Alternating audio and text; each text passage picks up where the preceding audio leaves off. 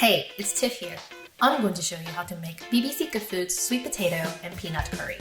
This colorful vegan meal counts as 2 of your 5 a day and makes an excellent midweek meal.